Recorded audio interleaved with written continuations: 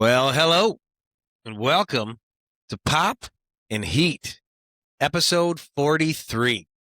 I'm Kier. And I'm Leash, and welcome to your new favorite wrestling podcast. Yeah, I'm right about that, right? 43? Yeah, I don't know. As soon as you were saying it, I was like, I don't know. I think it is 43. Yeah, it's 43. Yeah, Yeah, we're going with it. we're going with it. If it's not, That's this a is hard it one. now. You're That's stuck with that. pretty tough to edit this at this point. So yeah, Yeah. here's hoping. We'll correct it in the comments if we were wrong. We'll all have a good laugh if I'm wrong. It'll be fun. I think it's 43. I think so. We're coming out of a Royal Rumble weekend. Yeah, I mean, we got stuff to talk about. Yeah. We've been away for a little bit. We were away on vacation, and then we have been very sick through our whole household. So our comeback came back a little slow, but we're back in action. Yeah, we wanted to do some videos in Mexico to kind of keep up with things, but we really underestimated the difficulty of doing that with a group of people around us and Yeah. twin 2.5-year-old boys. So, but we didn't do it. Yeah. It was hard enough for us to keep up on watching the actual WWE shows while we were away, while also creating content and being on vacation with 6 adults and 2 children. Yeah, So it was tough, but we're here now. Yeah, Let's get in. we're back. First, what I want to do is basically run through Raw. So I'm going to do a real quick Raw recap. That's going to bring up some Rumble stuff, and we can go through that. And then we're going to talk about some potential predictions or predictions for potential things to happen at WrestleMania. Yeah, we're into the season now, so it's time to get talking The Mania. road to WrestleMania. We're here. Yep. We're on the road. Yep. All right. I'm pumped. Me too, because we're going to be at WrestleMania. Yeah, we'll be at the end of the road. Yeah. It's going to be great. We're at the end of the road, like a leprechaun. No. No. What? Pot of gold, end of the rainbow. Yeah. It's not Different a rainbow, thing, though. different analogy. It's a road. Yeah. I don't know. Many All right. things could be at the end I of the wanted road. to, like, I had a compulsion there to say something about the yellow brick road, and, like, I need to stop. We're No. done. In All this case, we'll be at the end of the road Oh my in God. Vegas. Sorry, guys. Yeah. I have a cold still, and I may be delirious. So. I think we're going to have some fun on this one. All right. Okay, February 2nd, Monday Night Raw. We opened up with Braun Breaker. He's out there. He's angry. He got eliminated from the Rumble instantly. as My the number favorite 2 part of the entrant. Rumble, I might add. Yeah. I'm sorry, but I just loved every second of that. Yeah. So he was demanding answers from GM Adam Pearce. I don't know. They seem to think that he and Paul Heyman seem to think that the fault was that they put him at number 2 in a random draw scenario. Somehow that's the reason he got eliminated. I don't know how that doesn't have anything to do with any of it. But Or, anyway. Heyman saying, you got to know who it is. You must have approved the visa for him, whoever it was. Yeah. Like, whatever. Yeah. Whoever it was, good on you. Yeah, all right. Loved it. We don't know. I mean, and he's out there throwing a tantrum like a little baby, throwing stuff around, threatening Michael Cole and Corey. Yeah. Like, come on, get out of here. While that's all going on, I mean, he's going down to where 8 security guards are protecting Adam Pearce, and Braun Breaker's headed down there to confront him, and the rest of the Vision's back in the ring, and LA Knight pops out for full attack on the Vision. Yeah, quick little hit and run. Yeah, I love LA Knight. Yeah, bring him to the forefront. Me too. I'm an LA Knight fan. I'm not sure that he is everybody wants him to get a belt, right? Yeah. Give LA Knight a belt. I'm not opposed to it, but I definitely do think that there are people that are more compelling than him above him right now. So I think it's storyline. They don't know where to put him in storyline. So there's nothing. He is compelling in himself. He is compelling, but there's no good storyline for him right now. Maybe this Vision thing will become more fruitful, but we'll see. I feel like that's been going on a while too, but yeah. They really do struggle to find the right thing for him. I don't know why that is, but gosh, it seems to be really tough for them to figure it out. Been a couple of years that he's had, all the pop that you could want. Yeah. And they just can't figure anything good out with him. Yeah. Yeah, the crowd's there. They want him. Yeah. But Big time. Yeah. Next we went into a Gunther promo. So he's mocking AJ Styles. He comes out to AJ Styles music. Oh yeah, he comes out. It's like phenomenal on the thing, but it's Gunther. So good. Yeah. Oh man. I mean, listen. I mean, I do love that because I literally said recently, I was like, I hate AJ Styles entrance. I mean, let's be real. You are not an AJ Styles fan, nor am I. We've been pretty vocal about not being AJ Styles fan. I've come around a little more as of late. I've given him some compliments. I like his wrestling. I've noticed more lately how good of a wrestler he is, how well he does that portion of it. I do not like his character. I do not like his essence. Yeah. I hear what you're saying. And for all those reasons, I was not a fan either. He started to kind of come around for me. I feel like, there's potential that he could have been somebody that I would have really liked down the road. I mean, that's happened with other people, so I don't know. But just as we were, as I was coming around, he's retired. Yeah. Yeah, he lost at WrestleMania, Yeah. so he's retired. Or not WrestleMania, oh my gosh. Lost Royal at Rumble. Royal Rumble. Yep. He's retired now. You can make a game out of how many silly things she says during this episode. That's okay. I'm having fun. Yeah. I feel like we're all having fun here. It's right. fun. Make a drinking game out of it or something. It sounds like I am drinking, but I'm not. Royal Rumble. He lost. And he is going to retire now. Now, speculation, like, is he going to retire? Because he also had like a leave wrestling forever match with Cody last year, and he did not leave wrestling forever, even though he lost that. So very true. And it's funny, like somebody in a post show was like, he's a man of his word. If he says something, he doesn't. We were like, well, no, I don't think so. That's not true at all. He literally went back on his word. Remember last year when he was a heel and lied all the time? Yeah. Yeah. Anyways, that's wrestling for you, folks. Yeah. And like any professional athlete, retirement doesn't necessarily mean we'll never see you again. So we'll see. Well, we will. In the middle of all this, Dragon Lee comes out and attacks AJ Styles. No, he attacked Gunther. Oh, sorry, Gunther. Oh my God. Yep. What? Drink up. Drink up. Attacks Gunther. Yeah, I know. That's what I meant to say. It just didn't come out of my mouth. Gotcha. God, you're going to hate me after this episode. No. So, yes, Dragon Lee comes out, attacks Gunther. You made a good point during this because, well, I guess a kind of weird little, very casual prediction. They're like, maybe he'll go after Rey Mysterio next because he's seems to be retiring all these guys that are at the end of their careers. And I kind of thought, that's not necessarily a bad prediction. I mean, this Dragon Lee thing, who is very close with Rey Mysterio, that could lead Gunther to Rey Mysterio, and that could be the next one on his career-killing list. Yeah, and it looks like he's not really in a title picture. I don't see that happening super soon. And I mean, Rey seems to be getting injured quite a bit, so that could be happening. I don't know what wrestler would want to be jumping on that let Gunther retire me with a sleeper hold train. I know, yeah. But doesn't seem like a great way to go out. I wouldn't think so. There's got to be better ways. I mean, I know traditionally you're supposed to lose that last match, or so they say. I hate that. But even if that's the case, like, you don't have to go out with your arm going like this, like, I don't know, or tapping it. Like, just, I don't know. You can go down swinging, The John Cena knowingly. The smile and tap. Yeah. Yeah, that's the thing. It's not for me, man. It's not. Yeah, so Gunther knocked Dragon Lee out. I don't know. We'll see what happens with Big shock there. Dragon Lee's the size of his leg. Oh my God.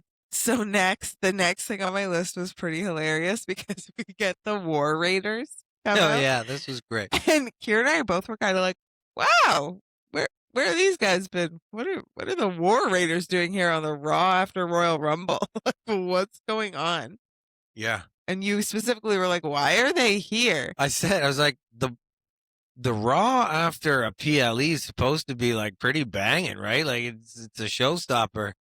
Why the hell we got these guys we haven't seen in months coming out? And yeah, we found out pretty quick. Well, Obafemi comes out, and you're like, well, what's he gonna do? Fight them by himself? Like, is this not a tag match?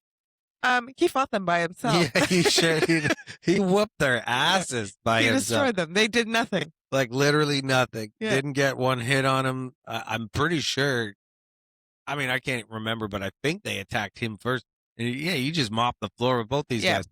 This was, I mean, very much like what they did with him in the Rumble. They established that this dude is badass and going to be pretty tough for anyone to beat. Yeah, and he looks the part, so. I mean, what do you do with a guy like this? That's like throwing a silver back in there and being like, who's going to beat this guy? Well, it's the same, though. They do make it work because it's the same with Brock Lesnar. Like, I mean, it looks like he could kill everybody. Like Obafemi could rip Brock Lesnar in half. I know. Well, maybe that's the thing. They're going to make Brock Lesnar apparently more involved this year. I mean, maybe that's the contender, Yeah. I mean, again, Oba is so much younger and just looks like a freaking He's a monster, warrior. Yeah.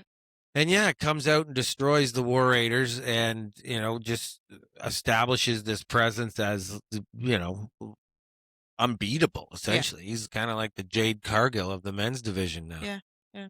It was over in the blink of an eye, and we were like, well, I guess we learned why the War Raiders were there. That's why. Yeah. Yeah. So yeah, I mean, just positioning him more as a dominant member of the main roster. Next we had the Bella Twins. So Nikki's out there, Brie comes out. Obviously, Brie Bella was a surprise return on the Royal Rumble. So they come out for a promo where they talk to the crowd and kind of like announce that they'll be going after the women's tag titles. They're so boring. I'm sorry. I know like it's like a huge thing. They've been in WWE for a long time. A lot of people are big fans. But I just find the promo work. This happened when Nikki Bella did the whole promo that was very similar to Becky Lynch, and we were kind of criticizing it for that. But it was like she had this like mic drop moment that I was like, that lacked any kind of oomph. Like I'm not interested. And I mean, you made a point. I think there are a lot of new wrestling fans out there, people that are just coming to it, and they have no idea who these girls are. So to rest everything on the cachet of their history in WWE is no good either. So no, and I'm gonna say, like, based on what I'm seeing online and in videos and what I'm reading, we're not the popular opinion here. I don't think. People like them. This is controversial the way we're feeling, but my take on this whole thing was, essentially what you said. It was flat. I didn't think that really they got much. There were showing some people in the crowd that were crying, and that seemed to be built up a lot in the stuff I was reading.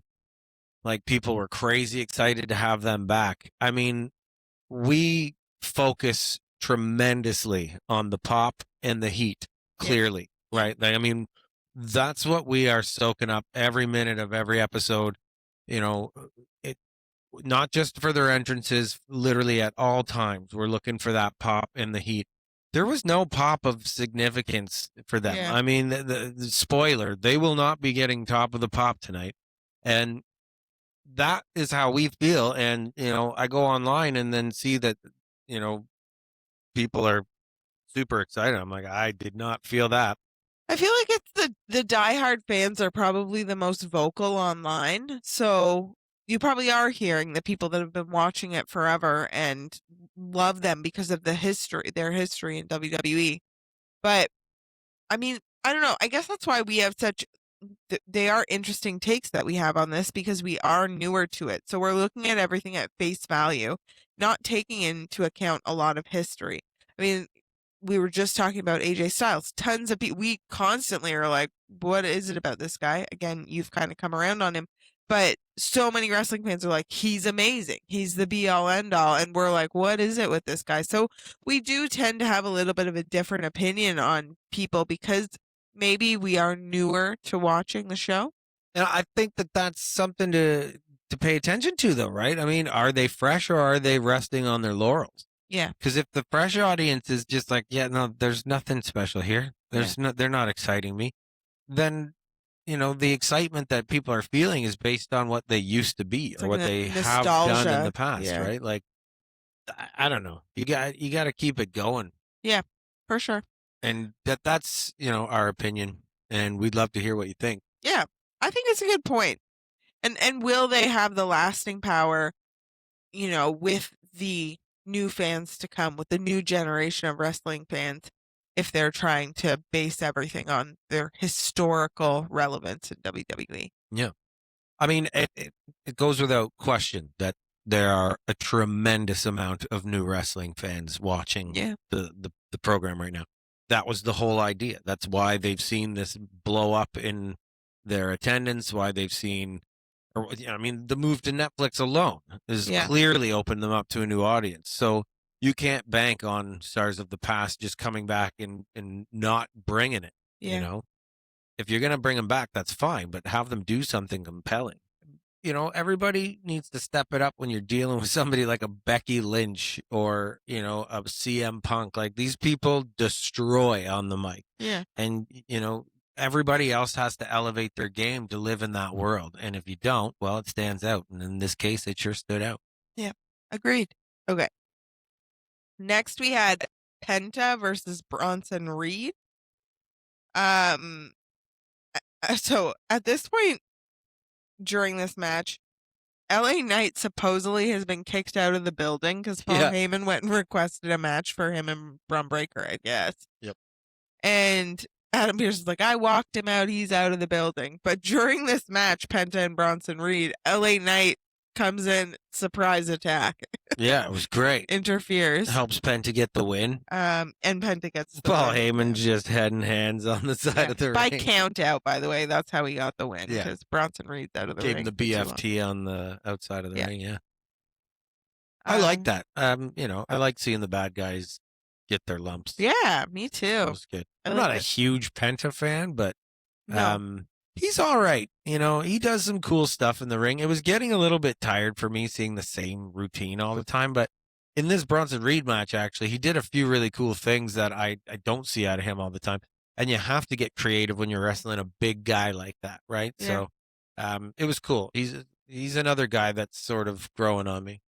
He did do his walk. I hate his prance. I really do. He did do his walk. I hate that. I don't know. There's something mesmerizing about it. It's like Oba Femi's march. It's not mesmerizing. It's ridiculous. We really like Oba Femi's march, though. Oba Femi's march is dope, and he's a monster. He could literally skip to the ring and be like, cool, man, whatever. I love his little bouncy like march. Penta, his musical hit when he's coming out to save somebody, and he'll be like, prancing in the ring. Like, if I'm that guy waiting to be saved, it's like, okay, Prancer, get down here. There's something like a cobra, like something mesmerizing about it. Okay, all right. Let's move on. Yeah. Next. Oh, Dom. Dom comes out. I got all excited. Dom Mysterio's back wearing some funky glasses. His mane of hair has become so long. I love Dom, but man, does he look like a greaseball. That's the point. That's the point. The little swoop on the side. Yeah. Oh my god! You're like, why is I'm like, look how long his hair has gotten. It's so shiny and long. You're like, yeah, and what's going on with the front of it? Like, that's awful. His style. Oh man. Yeah. It's the mullet. He's got like a long mullet. It's working for Liv. Yeah, she likes it. That's right. So he returns from his injury. He comes out, kind of introduces Liv. Liv comes out, celebrates her Royal Rumble win, and basically she said, "Yeah, clap." I just shook our whole table there. We love Liv. She won the Royal Rumble. That was very exciting. Kier was very excited. I tried to catch it on camera, but my phone died. Right at that minute, your phone died too. Right? I was filming and my phone died. Yeah, it was unfortunate. But we were very excited nonetheless. She won. She's still undecided at this point with Dom on her main win. I mean, throughout the whole show, there was a little bit more after, but she does not definitively say who she's going after for WrestleMania. But yeah, I'll leave it at that. I think that's pretty obvious. She says she's going to SmackDown to, feel out her options. Yeah. But I mean, do you want a chance or not? Yeah, exactly. Well, yeah, I mean, that's the point here. I mean, I don't know. Anyways, yeah. Jade Cargill is not going to be an easy opponent for anybody to take down. After this, Raquel Rodriguez confronts her and warns her to stay out of her title match against Stephanie McMahon. Yep. I just want to say, I did predict that Liv Morgan was going to win the Royal Rumble. You did? Yes, you did. I mean, I kind of did too. I thought her or Bianca, but Bianca didn't show up there. So. Yeah, I thought Bianca was a great runner-up pick if she did come back, because that storyline for Jade would make a lot of sense. Yeah. And we still have Elimination Chamber. Yeah. But thinking about Elimination Chamber, like, that's coming up so soon. How do you bring Bianca back in any kind of compelling way? Like, it would be a lackluster return to get her involved in anything. Not necessarily. They did have a feud last year. I mean, she left. No, but I mean for her return. Usually they come back at a PLE in a big surprise way, right? Yeah. They're just going to walk her back out on SmackDown? For Elimination. Oh, I see what you mean. There's nothing before Elimination Chamber to introduce her. Yeah. Well, maybe they will. I don't know. Who knows? We don't know. We don't know. Sometimes they really ramp up storyline really quickly. Sometimes ahead of WrestleMania. Do. We'll see. So, next we did have the women's world title street fight. It was a Philly street fight. Stephanie McMahon, Raquel Rodriguez. Yeah, it was a good match. Raquel Rodriguez came out looking like a Bella twin. I commented on that a couple times. She's got the denim and red, and I was a little confused by that. Seems like an odd styling choice. Lots of weapons in this match. Raquel had a lot of problems with chairs. She tries to set up a chair in the ring at one point. It falls out of the ring when they're like not even near it. Then she's throwing chairs in the ring and one falls back off the rope. Yeah. That was pretty comical. Yeah. And out comes Liv, not doing what she was asked. She interferes. She grabs the belt, brings it over, and is trying to get Raquel to use the belt. That distraction does not prove fruitful because Stephanie McMahon is able to get the upper hand.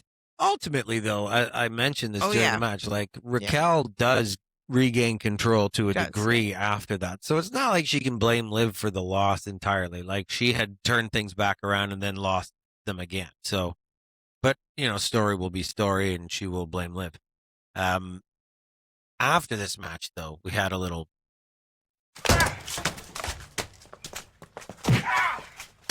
post-match attack. Post-match attack. Post-match attack. Liv goes after Stephanie. She does. Yeah. Beats her. Well, what does she? She does the Oblivion on her and grabs the belt, holds the belt over top of her victorious, and throws the belt down on her. And we really thought that this is like, she did not expressly pick anybody for WrestleMania, but this is definitely a message sent. Like, yeah, I felt like this was kind of her telling her choice. Yeah, I kind of was like, what is the point in going to SmackDown now? But I mean, she did not expressly state that's who she's choosing, but I do feel like it also works from the branding perspective, right? Yeah. I mean, she doesn't have to cross over to the SmackDown thing and worry about all of that. So if the belt does change hands, nobody's going to a different somebody show. in her with her whole thing going on with Raquel, who's in Judgment Day with Liv, has had an ongoing thing with Stephanie McMahon. Like, storyline wise, these pieces all fit together. Yep. So that makes the most sense to me. I agree. Yeah. And you know what? At the end of this, when Liv's holding that belt, she like throws it down on Stephanie. If you don't know, like, these belts are not light. Like, they're like a good 6 pounds or more. I mean, these people are flying through tables. I mean, still though, you get somebody just throwing that on your chest as they're walking by, like that. Ow! Yeah. Like, there's no world where that's not gonna hurt a little. Yeah. So all this to say, it makes me think that they might be using like the commemorative versions for the show, like the plastic ones. Maybe. For certain things, for sure. So if they do, try to use it to hit one another, then, if they do connect, it's not going to actually split them open or anything. Yeah, you would think that would be smart. I don't know. I think. Yep. Yeah. Lastly, we had Roman Reigns, the OTC. Yeah. Yeah. We should practice that. I think we'd be good at that. Anyway. So he won the men's Royal Rumble. So he's coming out to reflect on that and talk about some WrestleMania plans. Congratulations, Roman. I did not predict Roman. I predicted either Cody. Cody was my main prediction, but then I had this kind of off theory that Seth Rollins may return despite his denial of that. And I have this whole thing where Austin Theory is his mole in the Vision. Yeah. That's why Austin Theory does the stomp. So my thought was that they were. If you saw my little video that I did before Rumble, I thought that it would come down to Braun Breaker, Austin Theory, and Seth Rollins all at the end, and Austin Theory would help Seth Rollins win. Clearly, that prediction was catastrophically incorrect. Like, very wrong. But I do think that this Austin Theory mole thing is still on the table. And with Breaker being attacked the way that he was, I think it's very much alive. Now, if it's just somebody else in that suit doing that, that's boring. Yeah. It's got to be Theory. And again, does the stomp. Like, come on. This is all Easter eggs, as you like to call them. Yeah. That's what this is, right? It's tying it all together. All the breadcrumbs, kids. Follow the yellow brick road. Okay. Tied it back together. You know? Okay. All right. You can drink for that one, too. Yeah. CM Punk confronts Roman Reigns in the ring. Yeah, which was cool. Yeah. I like this. And got a lot of crowd involvement in on this promo to really kind of tell us that there's essentially no interest in a Roman Reigns Drew McIntyre Mania match. So, CM Punk, right? Yeah. And then the promo kind of starts working its way to Roman just decides right there. Yeah. He's taking I'm CM picking Punk. you because I hate you. Yeah. Makes more sense. Yeah. I mean, of the two, for Roman Reigns to pick anyone out of Drew McIntyre or CM Punk. And I predicted Cody to win the Rumble. And here's why he didn't win. Because he was eliminated by Drew McIntyre, which will then launch him to win Elimination Chamber and put him in that match against Drew for Mania, which is clearly what they're trying to build. You're not killing their feud by having Drew eliminate him like that, not even being in the Rumble. Like he just showed up to fuck with Cody. Sorry. But yeah. You can swear on a podcast. Yeah, you don't have to apologize. The hell is it's this? Our show. Maybe I'll swear again. This is our show. That's we right. produce it. Yeah. There we go. You can do whatever you want. Okay, that's great. So let's do a quick. So that was Raw. So let's do a quick recap on what you think main events will be for WrestleMania. Well, pretty much already called it. I'm going to say, well, we know Roman Reigns and CM Punk, and I'm going to, Is there a chance CM Punk loses that belt before WrestleMania? No. Like it's not Roman Reigns picks CM Punk or whoever has the belt? No, he'll keep it for sure. For sure. I mean, even if he has some more matches, I don't know that any are lined up. I don't think any are lined up. I don't know. I was more thinking like if Seth Rollins does come back, if he got that belt from CM Punk, that would be a bad deal for CM Punk. But I don't think when Seth comes back that he's got an interest in CM Punk. He's coming back to mess with Breaker. He wants revenge on Breaker for screwing him. Like, if you remember, Seth had to vacate the title because of him, right? Yeah. So he's going to be pissed when he comes back. Okay, so anyways, there we go. So CM Punk, Roman Reigns. Here's the question. Is it night 1 or night 2? Oh. Roman Reigns, CM Punk. I'm going to say night 1. Yeah. I think they're going to dog CM Punk again with night 1. Yeah. I agree. Because I think Cody's the show. Cody's the guy. We're going Cody, Drew McIntyre. That's right. We think's and Drew's big right now, too. That'll be big for Drew McIntyre night 2 WrestleMania. That's a big deal. Yeah. He's really put the work in and taken a lot of lumps in. He's got a lot of cachet right now. And as I say, Cody's the guy. He's still QB1. Love it or hate it, that is the way that it is. And, it's going to remain that way for a while. So I'm going to say they got night 2. For the women, yeah, I hope that this Natty and Becky thing plays out. Our pals, Rock and Wrestling, they're not Natty fans. That killed me. you had said that, yeah. I mean, I don't know. Maybe I'm just biased because she's Canadian and we don't, We're like, have go tons of that Canada! representation. But, anyways, I'm pumped to see what she can do with this character, and I hope that it goes over well. It hasn't started with a ton of fire, but we'll see. Here's a question that is like a silly new wrestling fan question. Are there matches for all the titles at WrestleMania?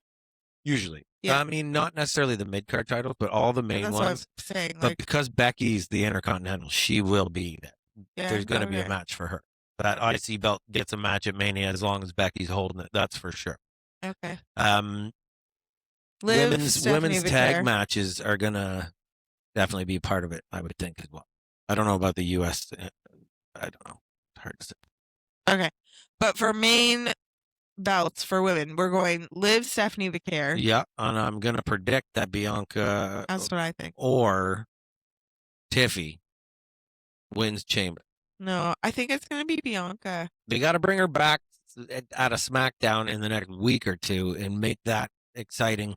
And that just sucks for her. Like, what a bummer. You're right. Get to come back at Rumble. And I think it's going to be really difficult to work her in. But I guess I feel like that makes the most sense if they can bring her back and work her in quickly enough.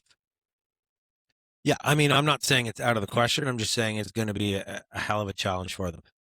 Who is already back and could be thrown back into that pretty simply? Tiffy. Yeah, Tiffy. And they got to do something big with her. She's a star, and she's been gone long enough. They're going to bring her back and throw her into something big. No, but is she viable against Jade Cargill? I don't know. I mean, I love Tiffy, and I like her wrestling style. But who knows? Doesn't mean she'll win. You're right. They got to put somebody in the match. That's a good point. I don't know that Jade will ever lose that title. Jade may never lose. She may retire that title. Yeah. Okay. Well, that's interesting. That's some predictions. I think going forward on the road to WrestleMania, maybe we should do evolving predictions each week. Yeah, for sure. Changing based on weekly intel. Yeah, we will talk about how our predictions, curve and swerve as we make our way down the road. Curve and swerve to the yellow brick road. Okay. Yeah. All right. So let's go. Oh, here's another thing. I just noted this is just quick. I noted all of the Raw champions, SmackDown champions, because I thought if I need a reference to recap who the current champs are. Why is the only main roster title not affiliated with the show the Women's Tag Championship? Because there's only one of them? Flexibility with, what they can do with it, I guess. I mean, because they have kind of two versions of everything else. Yeah, I know. It's just odd. Well, that's the only one that doesn't have two. Yeah. So they need to even that out. It's irritating I mean, the men's symmetry should only be one in essence as well. I mean, they're very non-compelling tag divisions because there's not enough of them. If you just remove one of those tag championships, that's a great point. It'd be a lot better. We're always saying there's not enough going on in the tag division. They should have one men, one women, not two men's. Yeah, mix it up. Then you got Raw and SmackDown guys going against each other from time to time. That's fun. That's super fun. Do that, WWE. Yeah. Make it more compelling. All right. Let's get into it. Let's do it.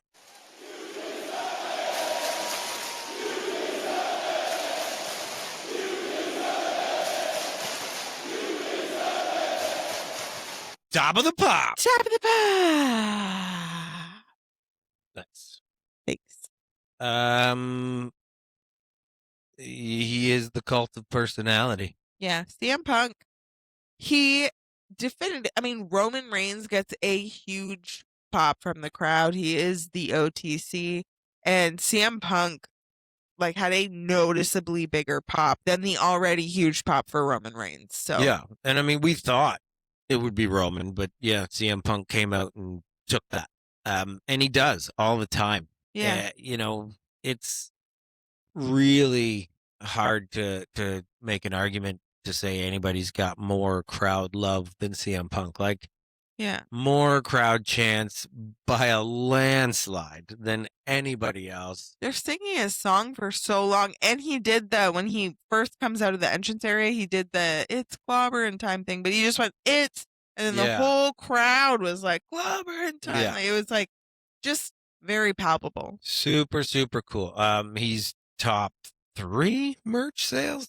I don't know about Top that. 5 anyways. I read the top 10 on I'm pretty sure he was in recently. the top half of that. Yeah.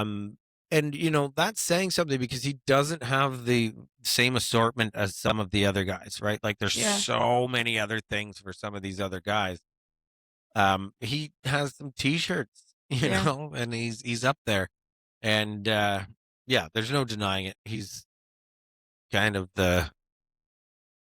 he and Cody are the biggest baby faces that he's like this alternative rock. He's more edgy than Cody. Figure, yeah, That's for people. the biggest difference. They're both super compelling on the mic. Like, that's what made me fall in love with Cody's Cody. golden boy of wrestling. That's what he is. There's a CM passion. Punk's like the rebellious brother. He's a bad boy. Exactly. Yeah. You got the good and sort of the bad boy brother. But like, Cody is this like really passionate, super compelling guy. And CM Punk, he doesn't need the story as much. He's just like, he's so hard hitting and very edgy, but like, the way that he drops his promos, it's like it's almost like a rap battle. Yeah. You know what I mean? Like, when he's done, the other guy's just like, well, yeah. Like, what do you even say? He just wrecks you. Yeah. He's very good on the mic. Recently we've noticed a few people stumbling. I don't see that with CM. I mean, I don't see it with Cody really either, but Maxine Dupree was a bit of a wreck on her promo the other night. She had some stumbles, yeah. Yeah. She had to reset a couple times. Not good. I mean, that's tough stuff for sure, but it's so important. Yeah. She's getting there. You can tell Maxine Dupree is really working on things. Like, she's trying to develop wrestling skills and character. I think it shows. Yeah, I agree. It's just, I don't know that it'll ever work for me. Yeah. It's just not. I don't know. I don't know. We'll see. Anyways, let's move on. Because we are really dragging out Next the top one. of the pop. I know. Next one. Go ahead.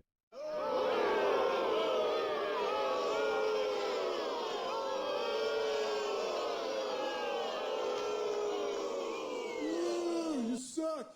Hottest of the heat. Hottest of the heat. Well, this is another one that I No think question. is kind of just another, here we go again. The Ring General. The Ring General. Yeah. Gunther. Da. Hottest of the heat. Hottest of all the heat almost ever. He's sucked up all the heat. He's taken all the heat that ever was heat. Yeah. I mean, Dom had a little bit. For sure. A little bit. This is different. You know what? You made a point the other day. Sorry. No, go ahead. You made a point the other day that I don't know if it was I think you had seen something online that someone had said about how out of all the heels that are out there right now, they're all like heels but kind of loved by the crowd. And Gunther's like the only heel that exists right now that you actually hate. Yeah. You had said that the other day. It was just another content creator. Really super cool post that he made. I agreed with everything he had said. I wish I should have taken more mental note. If I knew we were going to talk about it, I would have. I just thought it was a really good point. I'd like to give him a shout out, but it was really good. We'll comment it if we can find out who it was. Yeah. But yeah, he just said, like, honestly, you're all upset about Gunther doing what he's doing, but like, who else out of all the heels do you actually dislike besides him? They're doing an amazing job with him. Everything makes sense. It's perfect the way that they're doing this with him. All those things you're feeling are very calculated and very purposeful. Yeah. The WWE planted that hate in your hearts. Yeah. They want it there. So, yeah. Good job. Good job, Gunther. Good job, Gunther. All right. Last segment. Shall we? We shall. The social. Social. I wasn't set up to do my move properly, and I got started, and then I felt awkward. I did a creepy little face turn at the end. Rewind and watch now that I I've like said to it. do Yeah. it like while you're doing the social. I like to do it in a circle, you know. But I can't. Our new mic stands don't. Yeah, you're let me do struggling it. with the new Oh, setup. yeah. Yeah. Season 2, we're Can't do my moves. right. We're struggling. I don't think I need moves on the show, but I can't We do the are moves. stationary. Yeah. But maybe we'll get mobile. All right. I don't know. Okay, on the social, I got a couple things. One thing quick. Cody Rhodes on What Do You Want to Talk About recently was talking about house shows. So as we know, house shows is something they've kind of like dissipated a little bit. They used to be much more frequently. I think it's been on sorry. This road to make more money, as much money as they possibly can. House shows weren't really a moneymaker, apparently. But Cody Rhodes was just commenting on, the benefit of having them, the camaraderie, uh, the repetition of doing the wrestling more often, um, and the general sense of working there. He said it's really hard to feel like you work in a place when you're only doing it 2 days a week or you're only there 2 days a week. And he was like, even if we're not going to do house shows all the time, he's like, I've suggested to the top brass here, or the top people, like, let's do it once a month. Let's have 1 weekend a month where we do some house shows. Just the importance of having that in WWE. And I just thought that was interesting. Yeah, good. I mean, not surprising that Cody would feel that way. He's all about the fans and the show, and that's great. But from the employer perspective, if you're not making the kind of money that justifies the risk with your stars, because I mean, every match is very risky. So Yeah. Somebody gets hurt on a house show, Yeah. they're like, well, Christ, Yeah. that's no good. His point is that the fun of them is their ability to be a little bit off script, a little bit out of the storyline. I would think, yeah. They can test some new people, test some new storylines without team up with people that they wouldn't normally, because Yeah. they're not tied to anything. They can do anything they want. Yeah. It's a good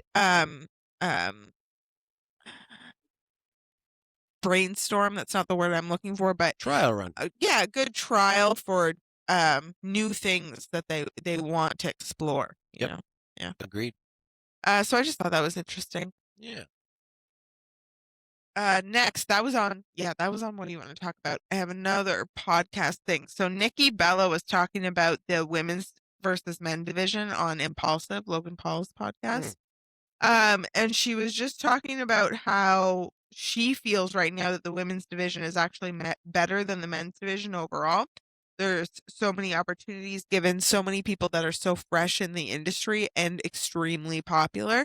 And she was saying that the men's division needs to try to shift some focus onto some newer wrestlers.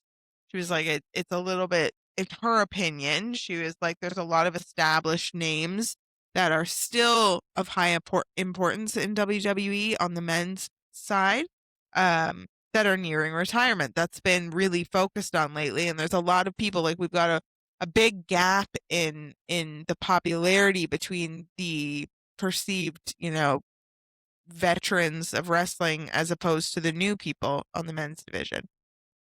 Yeah, I mean, to a degree. I mean, who are we talking about here? Like a Roman Reigns, a Drew McIntyre, a Cody Rhodes, just because they're 40? We know, like, CM Punk does 40-minute matches at 48 years old. Like, it's a good point. There's still quite a bit of gas in the tank for a lot of these people that maybe in the past would be closer to retire. And I mean, I don't even know if it's in the past, because in the past people would wrestle way too long. Yeah. I mean, you get these old dudes, it's like, okay, enough is enough. Yeah. Like, yeah. But I don't know. I see her point to a degree. I'm not that concerned with it. It's not a bad dispute. Lots of time. I think that from her, if you're looking at it from the perspective she is, you're thinking, well, most athletes are probably not working well into their 40s. But what we're seeing with WWE is actually that. Like, a lot of wrestlers are successfully and viably working at a much older age. So, People are better at taking care of themselves now. yeah. There's more information to keep your body at an elite level for longer. I'm not worried about it. There's What I still will time. say is that I do agree that the women's division is bomb. Look at me. I'm in my 40s. Yeah, you are. I'm peak physical form. You are. You are. Just Yeah. look out. Look out. Anyway, women's division, you're on it. Good job. Men's division too, but It's great. It's I all mean, good. The only issues are sometimes the ball dropping storytelling. That's yeah, it. I mean, the talent there is great. Lots of people I don't like. Lots of people I like. Lots of people in the middle. I really could care either way. yeah. Whatever. It's great. Next, Chris Jericho AEW status. There's been lots of speculation about Chris Jericho's return to WWE. Yeah. It's been like huge They've been gossip having lately. fun with this. Yeah. For sure. And Chris It's dirty. Jericho still under contract with AEW, still listed on their current active roster list. And based on that kind of shuts down the WWE rumors that have been swirling around. Tony Khan recently talked about Chris Jericho's absence from AEW. He gave no timeline for his return to TV, but he did really talk about how much of a major role Chris Jericho plays in this, or has played in the success of AEW, and called him essential to AEW's identity. So based on those comments, it doesn't really sound like they're keen to just let Chris Jericho go. I was hopeful that he'd return to WWE, but yeah, at this point, I'm not putting any eggs in that basket. It is what it is. Yeah. So we made some predictions lately that were based around that potential return to WWE, and I just wanted to shut that Not down. hanging my hat on that Not one happening. anymore. Not happening. Nope. What else do we got here? Okay, I got one more quick thing. Two more quick things, and then you have one thing to add. So we're running out of time here. But Ricochet commented, this is just brief, and we I don't need to saw talk all about of this. Yeah. But yeah, he had posted some comments about WWE on a recent publicity Someone's run. he bitter. did. Yeah. And it wasn't good. I mean, he said that his time on WWE's main roster tarnished his wrestling legacy. He elaborated on that, saying that WWE kills legacies and the love of the sport. He said the same thing happened to Finn Balor, Shinsuke Nakamura, Apollo, many others. WWE kills legacies and the love of the sport. It's what they do best. Yeah, he said something to the effect of his entire time there just being used as a punching bag to elevate others. Yeah. And, that he basically had gotten to a point where he'd rather go back to the indies, regardless of money, to, have a chance to create a name that mattered. I mean, I guess that's the choice for a lot of people. What means more to you, the big paycheck or the legacy? I mean, that's definitely understandable for both sides, whatever you pick. End of the day, I never think it's a good idea to burn a bridge like that. I mean, I get you're angry, but you don't never know when you're going to need to come back. The other thing is, this is the opposite end of the spectrum and you're going to get into this because I think this is what you want to add to the social today, but this is the opposite end of the spectrum from what Chelsea Green has been saying of late. That's an opposite perspective of that. She's like, in the past, she's been like, I'll be the punching bag if it gets me on TV every week, if I continuously have a job. At the end of the day, the title is the storyline. It's not a real title. I'm winning it in a storyline. And you have your people that are happy to go along with the process, the structure of this predetermined thing. And you have people that are more, I want to be at the top and I want to be the best. It's amazing how real it is for them. Yeah. Right? For a lot of them. Chelsea seems to have a pretty good handle on the fact that belt does not really make or break her or change what happens when she goes home at night. Yeah. You look at a guy like Bret Hart. I mean, that when he talks about being champion and all of the times that he was, like, it meant everything to him. And the Yeah. idea of that belt coming off of his waist was just like torturous. Like, no, Yeah. like, I am the guy. So like I get it, right? They're both mindsets out there. Was that the second point that you had to make? No. No, because But it was you kind of the perfect segue lead into what I it. wanted to Go talk about. ahead. I want you to get into that. Because yeah, if you haven't seen it, Unreal season 2 is out on Netflix, and was really on the fence initially with season 1 about how I felt about this show. I think all of the Golden Era kids probably were to a degree. I mean, this is really not what we were supposed to do, or what any of them were supposed to do. But it's happening, so it is what it is, and I gotta say, this season 2 has been really more connecting on an emotional level, I think, than the first season. You almost forget that you're bothered by the fact that they're pulling back the curtain on things because you're just so focused on these emotional connections that they're hitting. It's really well done. I totally recommend that you watch season 2. It's great. But in this season 2, Chelsea Green is pretty prominent character in one or more of the episodes. And she talks a lot about how, at first when they told her she was going to lose the U.S. championship, she was kind of bummed. And then she remembered, oh, wait a minute. No, I still have my house and all my things and my husband. And yeah, no, life is good. But then in the show, Michael Hayes, one of the senior writers for WWE, if you're a WWE fan, you probably know who he is. Very identifiable man.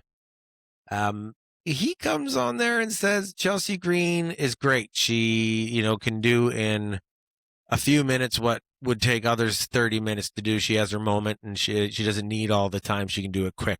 And she's never going to be a top girl. She's there to make the top girls, and just says it so nonchalantly. And we both were like, that garbage. Yeah. Like, no. Like, why would you say that? This is the guy that did the King of the Ring interview with Stone Cold Steve Austin when he dropped the Austin 316 says, I just whooped your ass, and that's the bottom line because Stone Cold said so.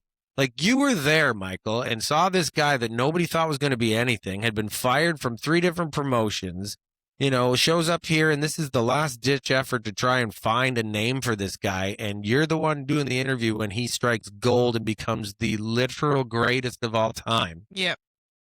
But you don't think Chelsea's a top girl. She's never going to be a top girl. Like, what the hell are you talking about? Do you think Chelsea's not a top girl? You're definitively saying that she's never going to be one. Like, says she's not going to be that. And like, so anyways, Chelsea commented on it and said, like, it's one thing to think to yourself that there's probably a ceiling and they feel that way, but to hear them actually come out and say it, and not to you, to the whole frigging nation, to like the to the whole world. and you hear it for the first time like everybody else does, like, garbage. Do better, Yeah. WWE. Like, I mean, you know what you're doing when you make this show. Why you would even have that comment, in the final edit is beyond me. Why you would not warn her about it beforehand is way beyond me. Like, just do better. Yeah, it's pretty disappointing. And Chelsea Green is our girl, so she's a badass, and you watch. Despite him, she will become a top girl. Yeah, because she's one of these people that is a hard worker, and it's going to pay off. It's already paying off in what she's doing right now. And I think that this could be one of the moments where you think that somebody is saying you can't do it, and that's the thing that skyrockets you, I mean, ultimately, they have to give her the chance. She has to show the fire, and they got to let her run with it. But she's got everything. She's got everything that anyone else does and more. Beyond maybe Io Sky with in-ring ability, but she's a hell of a wrestler. Yeah. She got it all. And you can't say that she's not, like, the crowd loves her. If they give her the opportunity, she'll do as well as anybody else would. Yeah. She's supposed to be like this annoying heel, and they cheer for her. So they give her a face turn and give her the chance, she will dominate. Yeah, for sure. Definitely. Do it. My last point really quick just to throw it in there, was Paul Heyman recently was asked about Seth Rollins, whether he should scale back his wrestling style to avoid future injury. And I just thought this was, poignant and interesting, but he just said no. He was like, basically that when you see Seth Rollins wrestle, you don't know whether it's going to be his last match or not, because he does put everything into it. He's amazing. Yeah. And he really is. Yeah. So that was it was a really nice sentiment from him. He talked about, he was like, I once heard somebody describe Bon Scott, who was the original lead singer for AC/DC, that Bon Scott sung every single note as if it were to be his last. And Seth Rollins wrestles every single match as if it were to be his last. He truly leaves it all in the ring. And if I were to sit here and say he needs to adopt a safer style,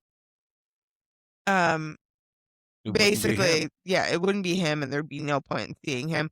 The excitement of it and what makes him Seth freaking Rollins is that he wrestles it as if it were his last match. Yeah, and I mean, talk about another character that just has it all. Like literally everything. Can go from top face to top heel in an instant and right back again.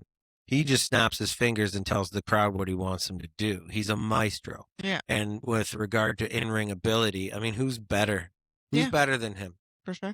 Really, I mean, his arsenal of moves is staggering. Yeah. And yeah, I think he's wicked for sure. And again, another guy with, barring terrible injury, he's got a bunch of gas in the tank. Mm-hmm. For sure. And that was that. No, that was fun. That's our show. Look at you, made it. Thanks. All right. I'm proud of myself. Good on you. Yeah. I said some silly things, but hopefully they'll be entertaining. Let's go get you some rest. Yeah.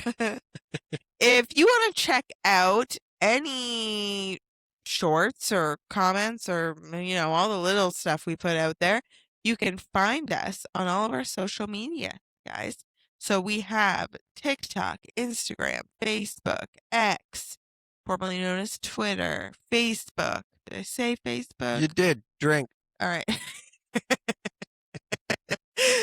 On all the socials that exist out there, you can find us at Poppin' Heat. That's at POPNHEAT.